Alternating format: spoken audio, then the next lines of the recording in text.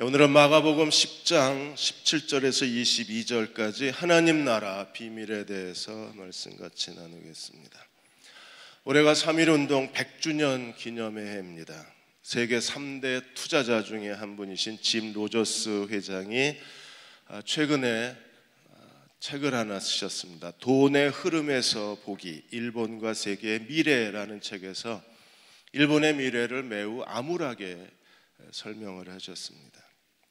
30년 뒤에 일본 국민들이 국가가 재정적으로 파탄이 나서 그로 인하여 분노와 폭력에 빠지게 되고 2050년이 되면 일본은 범죄의 나라가 될 것이며 그로 인해서 서서히 소멸되어져 갈 것으로 예상을 했습니다.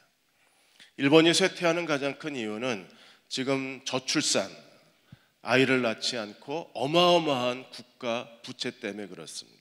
결국에 이 국가의 부채가 점점 쌓여서 일본 경제가 파탄이 나면 결국에 국민들이 분노에 빠져서 범죄 국가가 될 수밖에 없다고 했습니다. 그러면 한국은 어떻게 될 것인가? 한국은 만일에 남북이 통일이 되면 앞으로 10년, 20년 안에 세계에서 가장 활발하고 풍성한 경제 대국이 될 것으로 그렇게 전망을 했습니다. 짐 로저스의 전망이 맞았으면 좋겠습니다. 결국에 돈이 지배하는 세상입니다. 돈의 흐름에 따라서 한 나라가 범죄 국가가 되기도 하고 돈의 흐름에 따라서 한 나라의 경제가 활성화되기도 해요. 이 세상을 지배하는 가장 큰 신은 돈입니다. 우리는 죄와 의, 세상과 하나님 나라 두 세계에 공존하고 있어요. 세상을 지배하는 것은 돈입니다. 하나님 나라를 지배하시는 분은 거룩하신 하나님이십니다. 하나님 나라와 재물이 어떤 관계에 있는가를 오늘 주님께서 가르쳐 주셨습니다. 먼저 10장 17절에서 22절까지 하나님 나라와 재물의 관계에 대해서 설명해 주셨어요. 17절에 예수님이 길을 가시는데 한 사람이 달려와서 예수께 무릎을 꿇었습니다. 그동안에 예수님께 무릎을 꿇은 사람들은 병자나 귀신 들린 자밖에 없었어요. 그런데 이 사람이 예수께 와서 무릎을 꿇었습니다. 이 사람은 돈이 많은, 재물이 많은 부자였었습니다. 이 부자가 와서 예수님께 질문을 합니다. 선한 선생님이여, 내가 무엇을 하여야 영생을 얻으리이까? 내가 어떻게 해야 영생을 얻겠습니까? 가장 중요한 질문을 예수께 했습니다.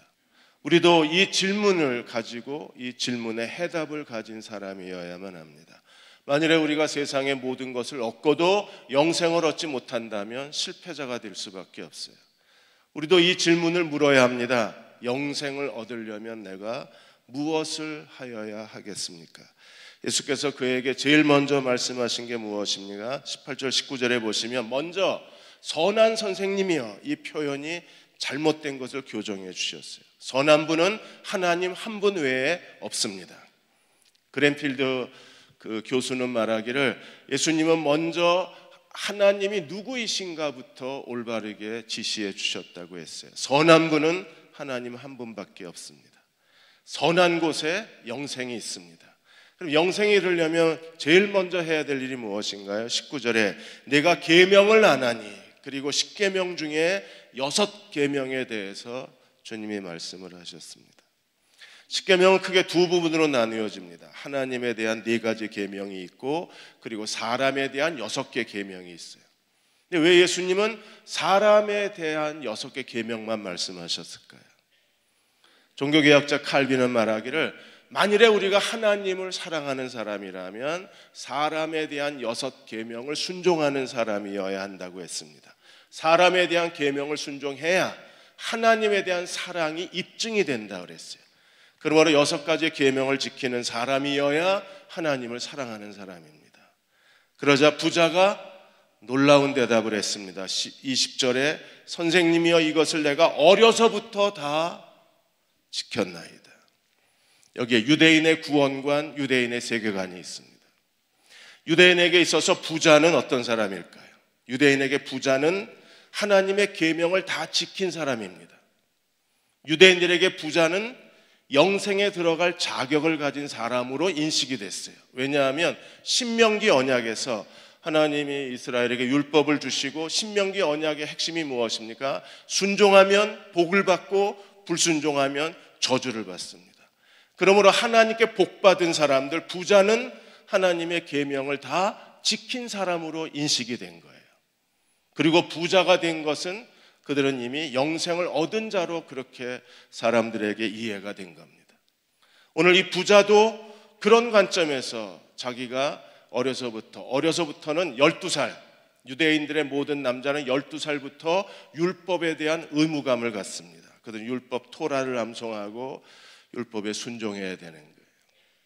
그러자 예수님이 이 부자에게 한 가지를 더 말씀을 하셨어요. 21절에 예수께서 그를 보시고 사랑스러운 눈으로 말씀하시기를 네게 아직도 한 가지 부족한 것이 있으니. 지금 예수님이 부자에게 말씀하신 한 가지 부족한 것, 여기에 오늘 그리스도인과 오늘 교회가 다 여기에 걸렸어요. 이 한 가지 부족한 것, 이 선을 넘지를 못합니다. 예수님이 부자에게 말씀하신 한 가지 부족한 것이 무엇입니까? 내게 있는 것을 다 팔아.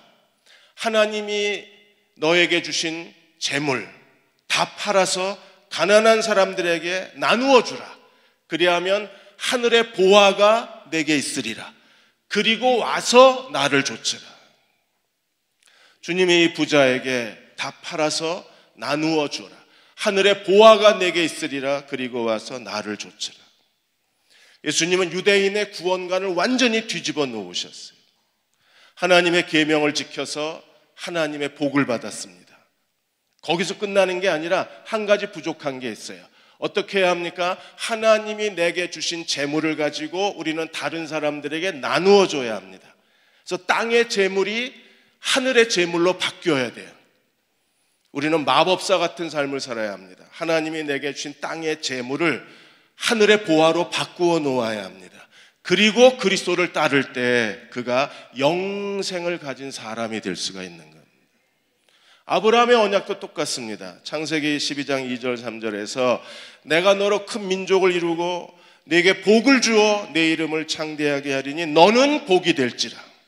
하나님의 계명에 순종해서 하나님이 우리에게 복을 주셔서 우리가 복이 되었다면 너는 복이 될지라. 복의 근원, 복의 시작, 복의 주인, 만일에 하나님이 우리를 복의 주인으로 삼아 주셨다면 거기서 멈추는 것은 유대인의 구원관이에요. 유대인의 세계관입니다. 한 가지 부족한 거 하나님 우리에게 하나를 더 요구하셨어요. 영생을 가진 사람이라면, 하나님 나라 비밀을 깨달은 사람이라면 한 가지 더 해야 할 중요한 일이 있어요. 오늘 아브라함에게도 하나님이 동일하게 가르쳐 주셨습니다. 3절에 너를 축복하는 자에게 내가 복을 내리고 너를 저주하는 자에게 내가 저주하리니 땅의 모든 족속이 너로 말미암아 복을 얻으리라. 우리는 다른 사람에게 복이 되어주는 사람이 되어야 합니다. 하나님이 우리에게 복을 주신 복을 가지고 다른 사람에게 복이 되어줄 때 우리는 하늘의 보화를 쌓는 사람이 될 수 있고 비로소 그리스도를 따를 수 있습니다. 그들이 하나님의 새 생명을 소유한 사람이요, 그리스도가 다시 오실 때에 영원한 영생을 하나님께 기업으로 받을 수 있는 사람들입니다. 하나님 우리에게 복을 주신 대로 다른 사람들에게 복이 되어주는 삶을 살아야 합니다. 한 가지 부족한 것, 주님이 책망하신 것, 주님이 그 부자에게 가르쳐 주신 하나님 나라 비유는 하나님이 우리에게 주신 복을 가지고 다른 사람들에게 복을 나누어 주는 사람이 되라는 하나님의 부르심이었습니다. 하나님을 경험하는 삶에서 헨리 블랙가비 목사님이 라오스에서 망명원 한 사람, 토마스라는 사람을 통해서 어떻게 교회가 하나님의 일을 하게 되었는가를 간증하셨어요. 교회에서 새로운 사람이 오게 되고 그 사람을 통해서 어떤 일이 시작됐을 때 그것이 하나님이 그 사람을 통해서 그 교회에 주신 사명이 되고 그 교회가 감당해야 할 하나님의 일이 된다고 했습니다. 토마스는 태국 난민촌에서 구원받은 사람입니다. 하나님의 구원이 너무나 크고 놀라워서 그는 사람들에게 복음을 전하는 열정이 뛰어난 사람이었어요. 그가 밴쿠버 헨리 블랙가비 목사님 교회에 등록한 이후에 라오스 같이 망명한 사람들을 찾아다니면서 복음을 전했습니다. 그 주에 15명이 주님께로 돌아오고 그 다음 주에 11명의 사람이 주님께로 돌아왔어요. 교회는 이 토마스가 전도하는 걸 보고 교회 총회가 열렸습니다. 그리고 라오스 지교회를 설립하는 것이 하나님의 뜻이라고 함께 공감을 했습니다. 그래서 토마스를 위해서 라오스 지교회를 설립해 주었어요. 담임 목사는 당연히 토마스가 담임 목사로서의 목자의 마음을 가졌기 때문에 그가 세움을 받았습니다. 그리고 이 밴쿠버 교회는 토마스가 남침내교 침례신학대학을 졸업할 수 있도록 모든 학비를 지원하고 교회 운영비를 지원했어요. 나중에 토마스는 캐나다 정부의 도움을 받아서 다시 라오스로 돌아갔습니다. 그곳에서 정부의 허락을 받고 교회를 개척을 했어요. 캐나다 교회는 계속해서 이 라오스 교회를 지원을 했습니다.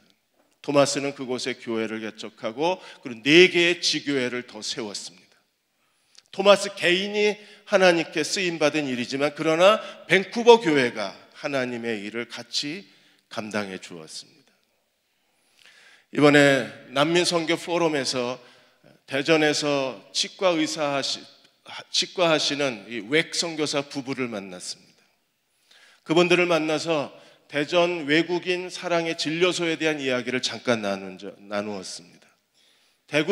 대전의 외국인 사랑의 진료소는 대흥 침례교회 집사님, 장로님들이 시작한 교회, 그 사랑의 진료소입니다. 그곳을 통해서 매년 1000여 명의 사람들이 치과, 내과, 한방에 도움을 받고 그리고 하나님의 사랑을 체험합니다. 제가 돌아와서 검색을 해봤습니다. 그래서 사진 3장을 찾아냈는데 처음 사진에 이기래 원장님인 것 같고요. 저 사진이. 그 다음에 뒷모습만 보이시는 유정준 장로님처럼 보였어요. 다음 사진에 보시면 한가운데에 박정기 장로님이 치과 진료하고 계십니다. 다 저희 교회에서 이 사랑의 진료에서 섬기고 계신 분들입니다. 이 사랑의 진료는 대전에서만 이 외국인들을 진료하는 게 아니라 충남의 여러 지역을 순회하시면서 그곳에 이 땅에 온 나그네들을 또 이방인들을 대상으로 해서 하나님 사랑과 의술을 펼치고 있었습니다. 저희가 대흥 침례교회가 마땅히 해야 될 가장 중요한 일이 있다면 지금 이미 하고 계신 이 일들을 우리가 도와야 합니다. 그분들이 외국인들, 이 땅의 이방인들의 사랑의 진료소가 복이 된 것처럼 대흥 침례교회는 사랑의 진료소에 복이 되어줘야 합니다. 그럴 때 하나님이 우리에게 더 큰 복을 허락해 주실 것입니다. 우리가 이 일을 감당할 수 있도록 함께 기도해 주시기 바랍니다. 10장 23절에 31절까지 그리스도를 따르는 삶에 대해서 주님이 제자들에게 가르쳐 주셨어요. 주님께서는 이 부자에게 한 가지 부족한 것이 있다고 얘기를 하자 이 사람은 어떻게 반응을 보였습니까? 재물이 많은 고로 이 말씀으로 인하여 그는 슬픈 기색을 띠고 그리고 근심하며 떠났습니다. 그는 예수님 대신에 재물을 선택하고 예수님을 떠났어요. 그는 유대인의 구원관에서 자기는 이미 하나님의 계명을 다 지킨 사람이고 자기는 영생을 가진 사람이라고 생각을 했는데 예수께서 그의 구원관을 완전히 뒤집어 놓으신 거예요. 그리고 주님이 제자들에게 이렇게 말씀하셨습니다. 23절에 재물이 있는 자는 하나님 나라 들어가기가 심히 어렵도다. 지금까지 유대인들은 부자, 하나님 나라 들어간 사람, 이게 그들의 세계관이었어요. 신앙관이었습니다. 근데 예수님이 이 공식을 완전히 깨트려 버리셨어요. 부자는 하나님 나라 들어간 자가 아니라 부자는 하나님 나라 들어가기가 어려운 자라는 새로운 공식을 제안을 하신 거예요. 얼마나 부자가 하나님 나라 들어가기 어려운가에 대해서 25절에 한 가지 비유로 말씀하셨는데 낙타가 바늘귀로 들어가는 것이 부자가 하나님 나라 들어가는 것보다 더 쉽다 그랬습니다. 바늘귀 보이시나요? 저는 전혀 안 보입니다. 안경을 쓰고도 바늘귀가 안 보여요. 그런데 그 보이지 않는 바늘귀에 어마어마한 등치의 낙타가 그 바늘길을 통과한다고 그랬을 때 아마 제자들이 속으로 키득키득 웃었을 겁니다. 아이들이 이 얘기를 들었으면 깔깔깔거리고 웃었을 겁니다. 그 바늘길에 어떻게 낙타가 들어갈 수 있어요. 그러나 그보다 더 어려운 게 부자가 하나님 나라 들어가는 일이라고 했습니다. 예수님은 완전히 지금까지 유대인들의 신앙의 지식과 관념을 다 깨트려 버리시고 새로운 하나님 나라 비밀을 제자들에게 가르쳐 주신 거예요. 그러자 제자들이 놀랐습니다. 26절에 누가 구원을 얻을 수 있습니까? 그동안 그들은요, 부자는 하나님 계명을 지킨 사람, 부자는 천국에 들어갈 사람, 구원받은 사람, 영생을 가진 사람이라고 믿었습니다. 그런데 부자가 천국에 들어갈 수 없다면 베드로가 제자들이 충격을 받아서 질문합니다. 누가 천국에 들어갈 수 있습니까? 누가 구원을 받을 수 있습니까? 예수님 뭐라고 대답하셨습니까? 사람으로는 할 수 없으되 하나님으로서는 하실 수 있느니라. 부자, 하나님이 우리에게 계명을 순종해서 하나님 우리에게 복을 주셨습니다. 거기서 머물면 반쪽짜리 구원이잖아요. 거기서 한 걸음 더 나가야 합니다. 어디까지 가야 돼요? 한 가지 부족한 것을 실천해야 합니다. 그 한 가지 부족한 게 뭐예요? 하나님 우리에게 주신 것을 가지고 사람들에게 나누어 줌으로 하늘의 보화를 쌓는 자가 되고 그리스도를 따르는 사람이 돼야만 합니다. 여기까지 실천해야 하나님의 구원이 이루어진 거예요. 그렇게 만드시는 분이 누구십니까? 하나님은 우리를 구원하실 수 있다고 말했어요. 전능하신 하나님만이 우리로 하여금 구원의 길을 걸어가게 만드시는 하나님이십니다. 지난번에 참석했던 조효진 선교사 이야기에 많은 사람들이 감동을 받았어요. 그분의 생명은, 그분의 삶의 전부는 바이올린이었습니다. 줄리어드를 통해서 그가 바이올리니스트로 얼마나 놀랍게 쓰임받았는가를 여러분들이 보았습니다.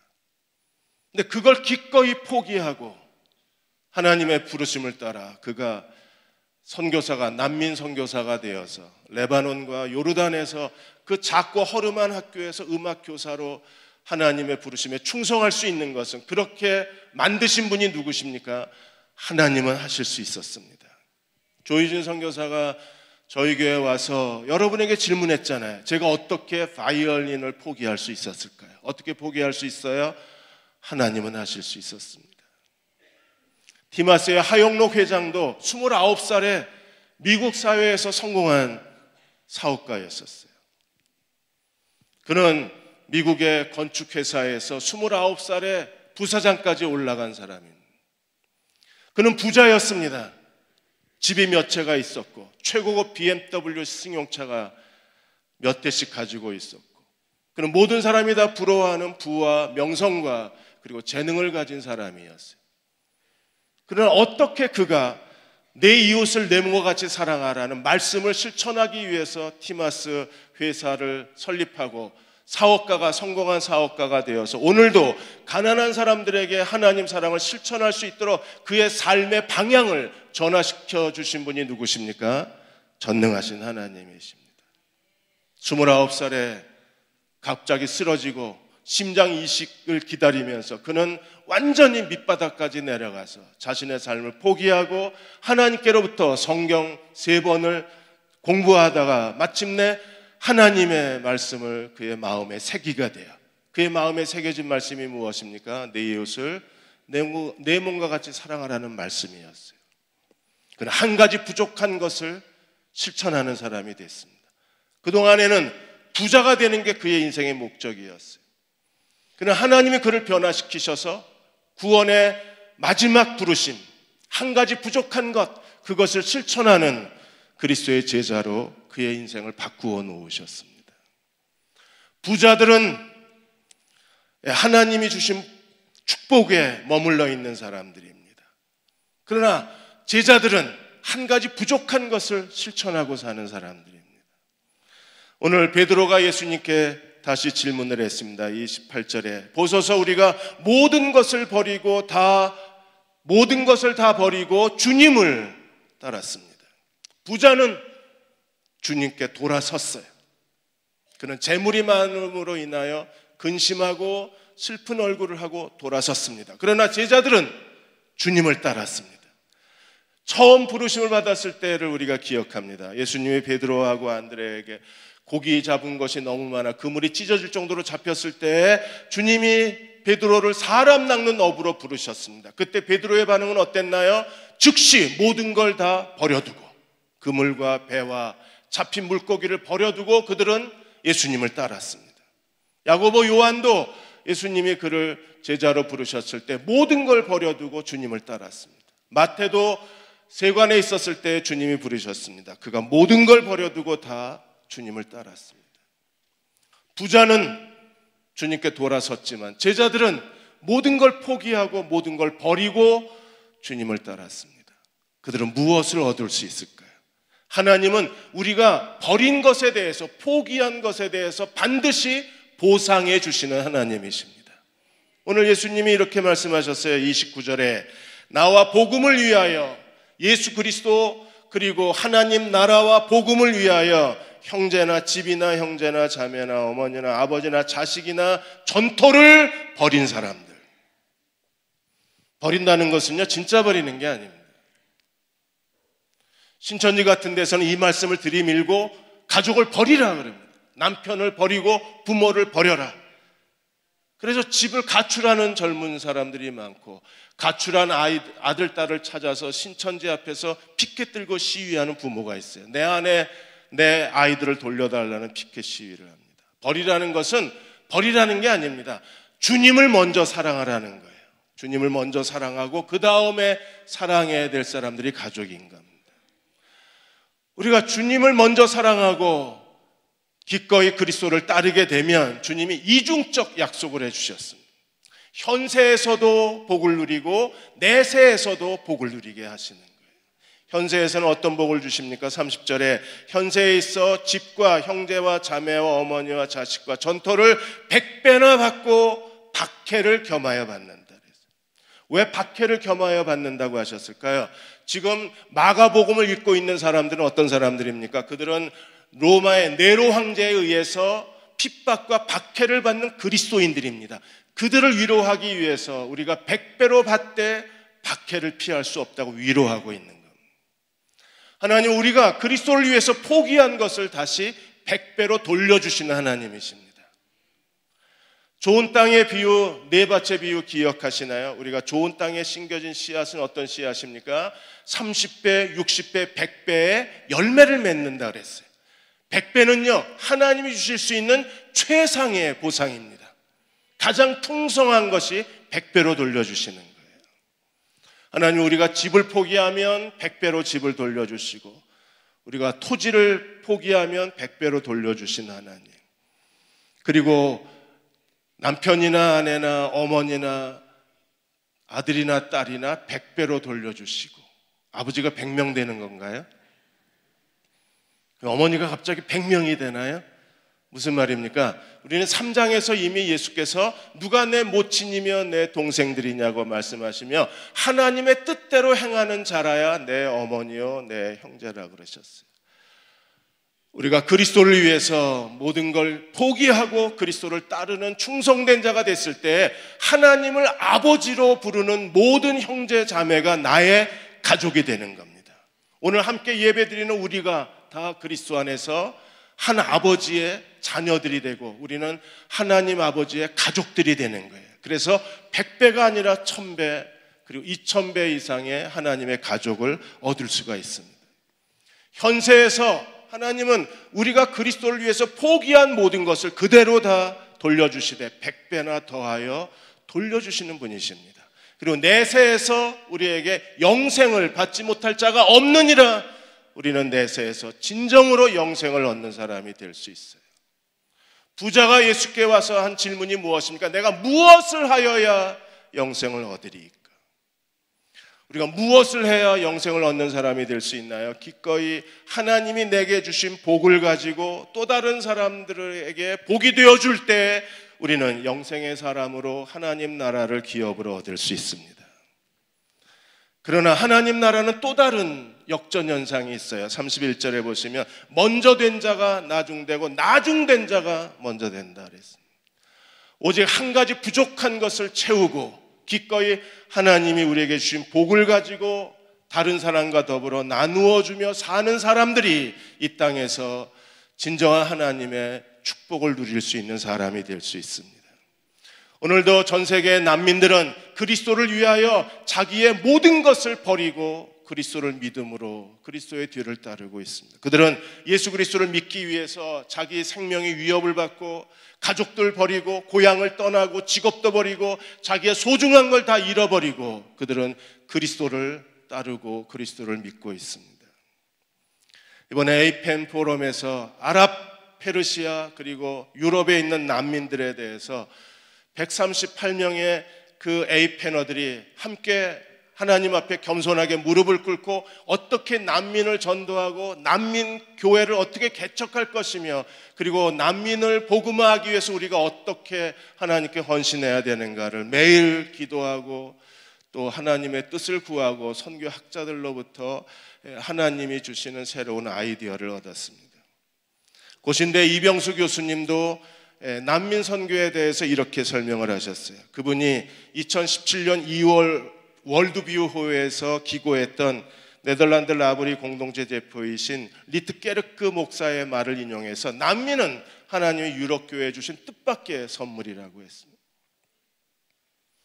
난민은 유럽교회에 주신 하나님의 뜻밖의 선물입니다.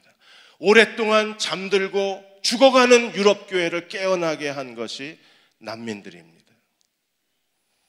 2015년에 독일의 난민이 100만 명이 독일에서 거주하게 됐습니다. 지금은 131명의 난민들이 독일에 거주하고 있습니다.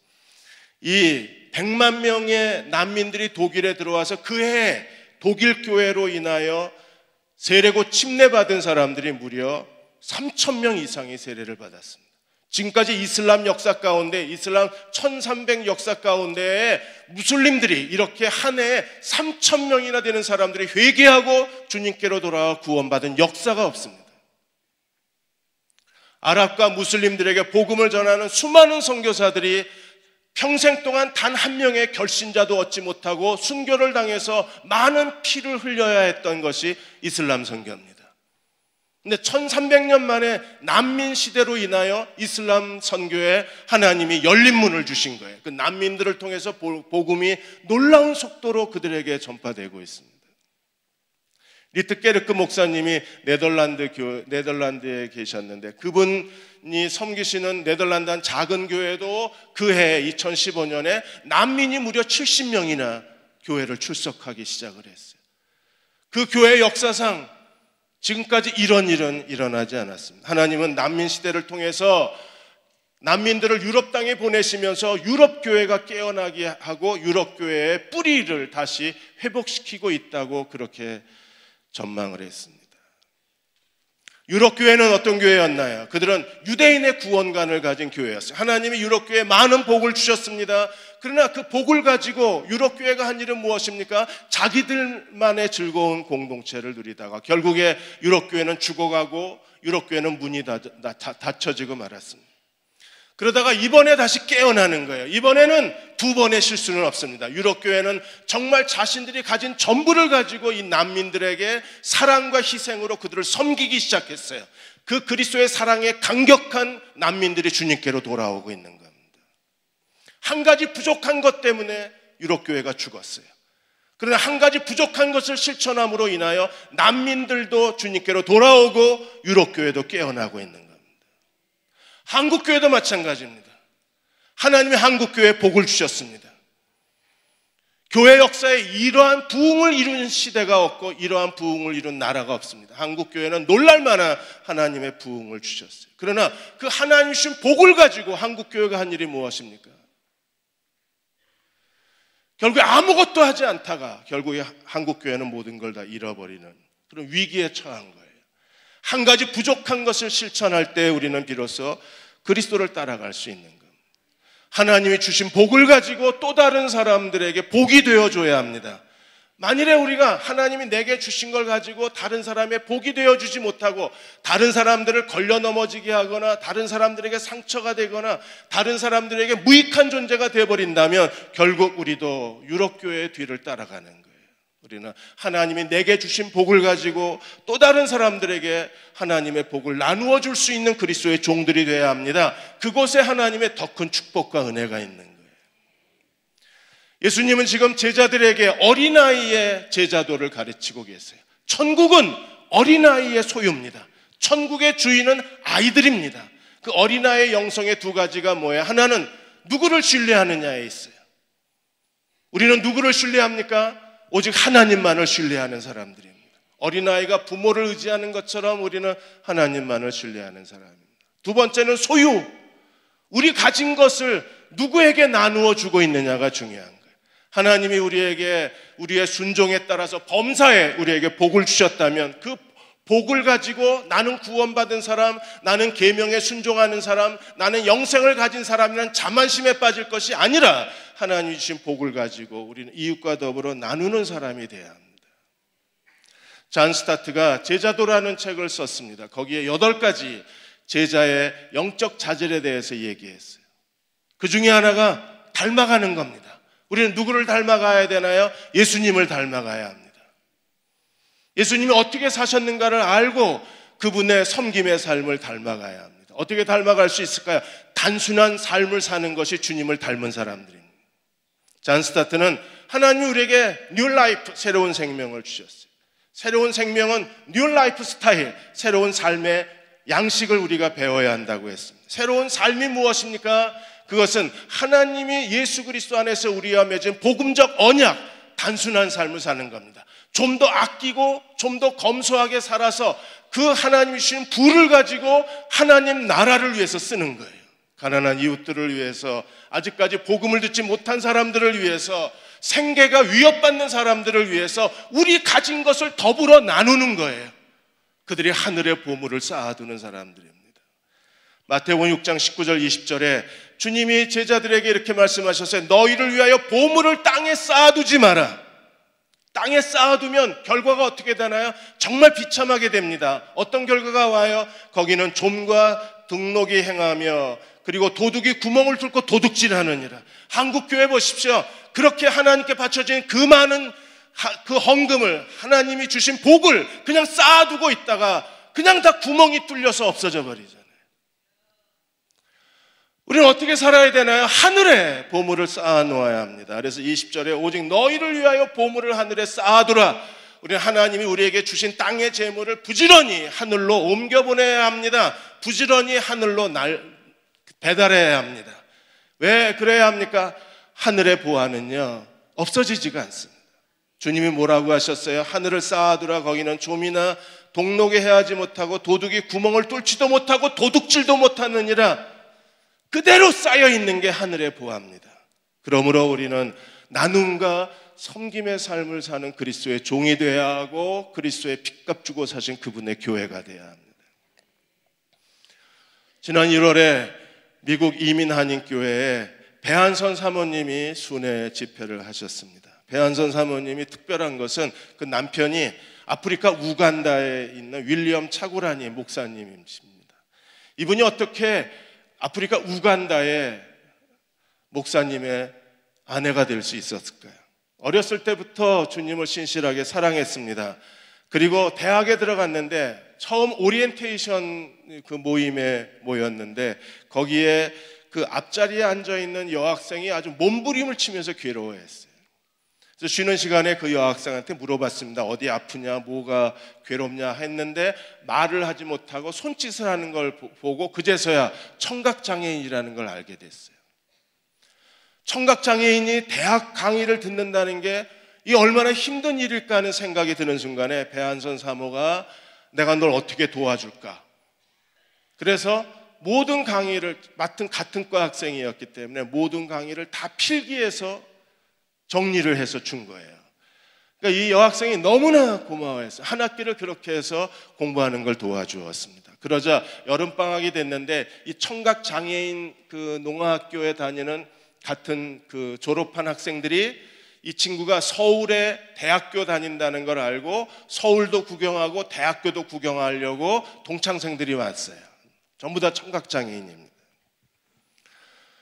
그런데 만나는데 너무 환하게 웃고 즐겁게 수화로 대화를 하며 너무 행복하는 것을 보고 배한선 사모가 수화를 배워야 되겠다.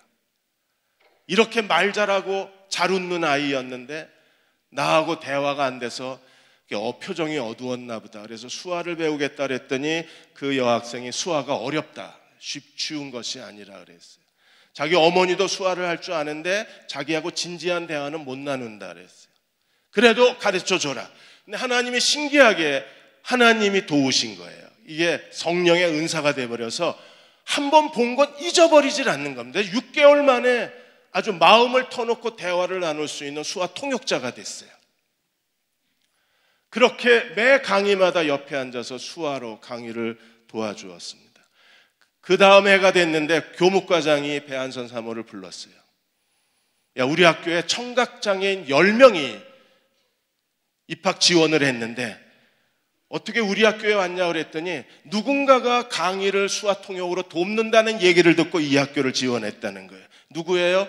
배한선 사모예요. 그래서 교목과장이 너 때문에 왔으니까 네가 도와라.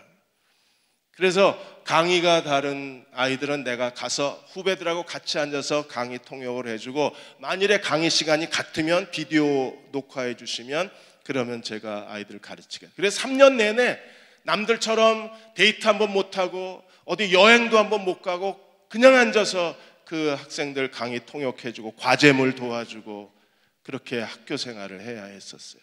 4학년 2학기가 됐을 때 그때 한국이 정말 취직이 어려웠었는데 교수님들이 적극적으로 추천서를 써서 이 학생을 장애인 단체의 수화 통역자로 취직을 시켜줬습니다. 그때 전국에 수화 통역하시는 많은 아마 우리 지금 수화 통역하시는 사모님도 지원하셨을지 모릅니다. 그런데 다 경력 많은 분들이 안 되고 이 배한선 사모가 취직이 된 거예요. 그렇게 해서 이 청각장애인들을 여러 가지 면에서 도와주기 시작하고 도저히 해결이 안 되는 거 기도하고 돕고 그렇게 하다가 수화 그 농아인들 교회에 참석을 하고 목사님 설교를 통역해 주기 시작했습니다. 그러다 어느 날 목사님이 아프리카 우간다에서 굉장한 기적의 부흥사가 오는데 배한선 자매가 통역해 줬으면 좋겠다. 그래서 그때 통역하게 된 것이 바로 지금 우간다의 윌리엄 차구라니 목사였어요. 그분은 신유의 은사가 강하고 또 예언의 은사가 강한 분이셨어요. 그 즈음에 배한선 사모님이 하나님 앞에 기도할 때마다 하나님이 그 마음에 뭐라고 확신을 주셨느냐 하면 하나님께서 배한선 사모에게 나는 너에게 깜짝 놀랄 만한 배필을 주겠다. 그리고 너의 배필을 통해서 너의 비전에 날개를 달아주겠다. 너를 복의 근원으로 삼겠다. 이렇게 말씀하신 거였어요. 그렇게 하나님이 어떻게 그 일을 이루시나 기다렸는데도 아무 일도 없었는데 이 우간다의 그 차고라니 목사님이 오셔서 매일 집회를 하시고 끝나고 나서 안수기도를 해주는데 자기도 안수기도 받고 싶었는데 안 해주더니 마지막 날에 배한선 사모님 머리에 손을 얹고 기도하기를 너는 내 아내가 될 것이라 이런 거예요. 깜짝 놀랐습니다. 하나님이 특별한 배필을 주실 거라고 그래서 특별한 배필을 기다렸는데 설마 아프리카 목사님이라고는 생각을 못한 거예요. 대답도 못하고 도망치듯이 빠져나왔습니다. 한 달 뒤에 다시 다른 농아인 교회에서 통역을 부탁해서 가보니까 차고라니 목사가 거기서 또 설교를 하고 있었어요. 그래서 거기서 하나님이 보내신 배필이라고 확신을 하고 그 목사님하고 결혼을 했습니다. 그리고 지금 이민교회에서 간증 집회를 하셨는데 차고라니 목사가 이민교회에서 이렇게 얘기했어요. 여러분 제 아내를 보십시오. 대학 친구를 돕다가 수화 통역이 그의 은사가 되고 그것 때문에 제 아내의 인생이 바뀌었습니다. 영적 세계에 승리하는 법은 제 아내처럼 흘려보내는 겁니다.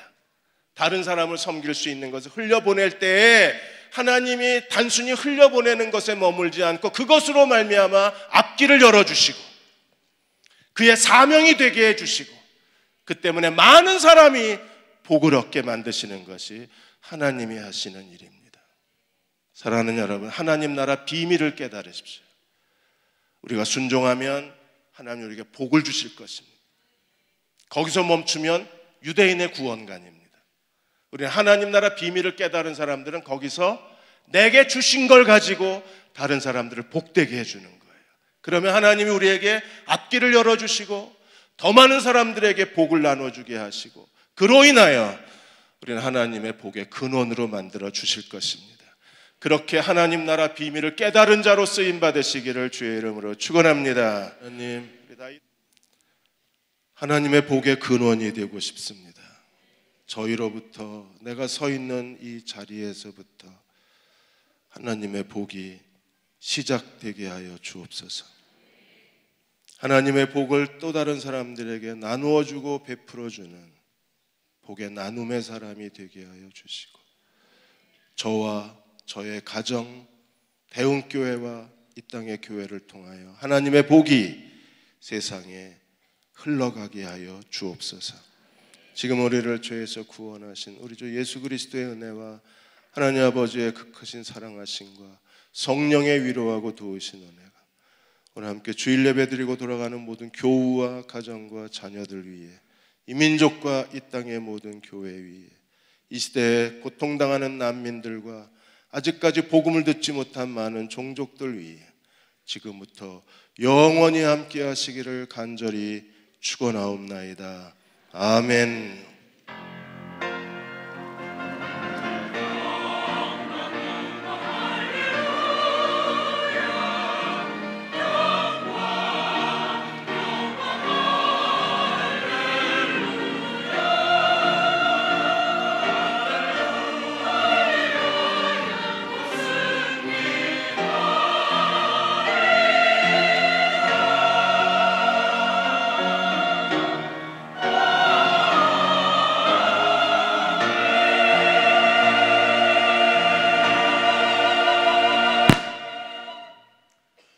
인사 나누시고 사무처리회로 모이겠습니다.